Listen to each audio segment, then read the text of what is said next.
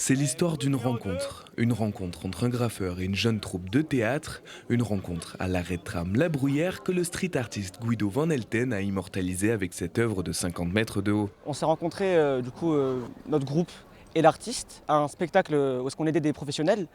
Il a remarqué que genre on avait de l'énergie, qu'on s'entendait bien ensemble, et il s'est dit que ça serait parfait pour représenter le quartier. Donc le lendemain, on a fait un shooting photo en à peu près 3 heures. À la fin, il a trié, il a fait un choix, il a gardé celle-là.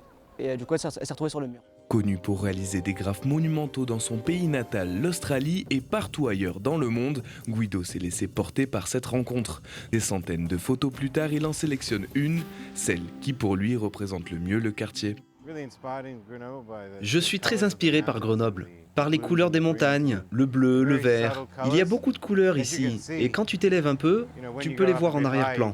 Elles se mélangent plutôt bien avec la scène.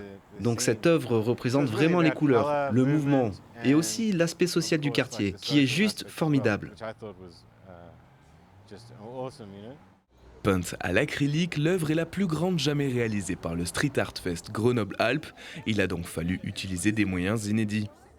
La nacelle qui est utilisée, c'est une nacelle qui permet d'atteindre la hauteur du support avec un déport et de la marge parce que il faut qu'il y ait un peu de sécurité aussi. Donc là, c'est un monstre, quoi. C'est une nacelle de 60 mètres, un camion nacelle, ça se loue avec un opérateur. Bon, c'est assez complexe. Scotché dans sa nacelle, Guido laisse son empreinte sur cet immeuble de la Villeneuve, un graphe à l'effigie de Shems et ses amis qu'ils contempleront sur le chemin du collège.